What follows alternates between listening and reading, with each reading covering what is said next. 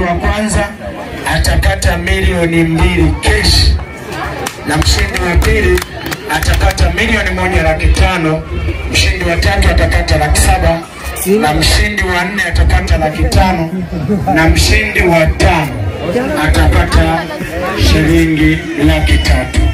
Sasa hata mimi nilikuwa nazitamani kama mwezi mmoja tu naweza kuvuna milioni 2. Nilitamani mimi niache hata kazi yangu ya mgambo nikatafuta hiyo fedha. Nizungumze machache kwa sababu meneja wa shindano ameelezea kwenye taarifa zake, ameelezea kwamba shindano hili linamgusa nani lakini linaenda wapi. Mimi waombe sana wana Mlembela, shindano hili ni la kwenu na huyu kijana ni wa kwenu. Kwa hiyo hili kama alivyoeleza meneja, shindano hili linawabeba vijana wetu wenye umri wa kuanzia miaka 18 mpaka 35. Lakini shindano hili nataka niwape siri moja wana Mlembela.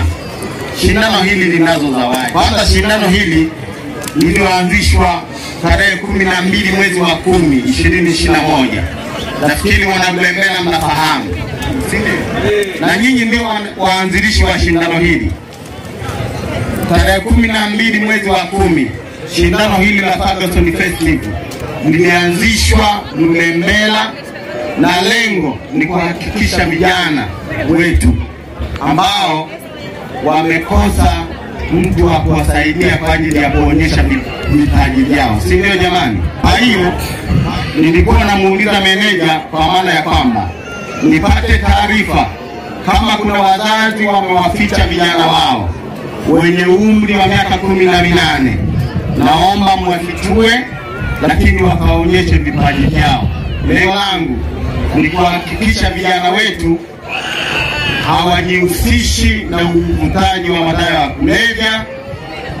Mambo mengi ambayo tunayaona, nadhani tuko kwenye mitandao ya kijamii, kila mtu sasa hivi ana touch.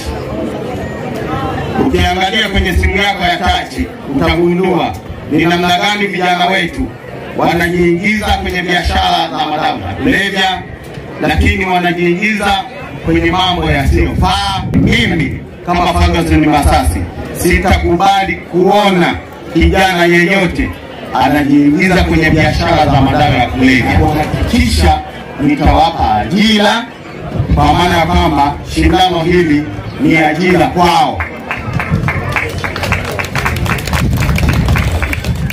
Unajua wakati mwingine tunapokuwa tunazungumza na Mlembela pamoja na kata zote 17 za wilaya hii ya Mbogwe, tuna matunda makubwa sana ambao huwa hatuwezi kuyafanyia kazi.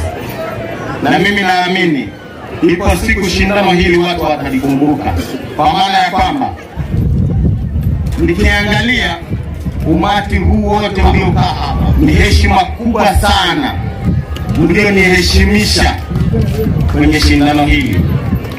Na mimi kama mtoto wenu, watu wa Mlembela lakini wilaya ya Mbogwe, naamini mimi ni mtoto wenu na mnanipenda sana. Kwanza napenda kuwashukuru viongozi wote wa chama na serikali wote walioacha kazi zao kuja kushuhudia tukio la kijana wao, mtoto wao Ferguson Aaron Masasi.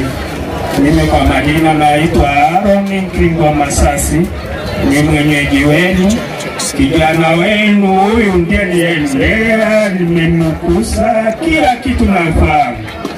Ndugu Ferguson kijana wangu, kijana tangu jana wake hajawahi kuchukia, hajui kuchukia.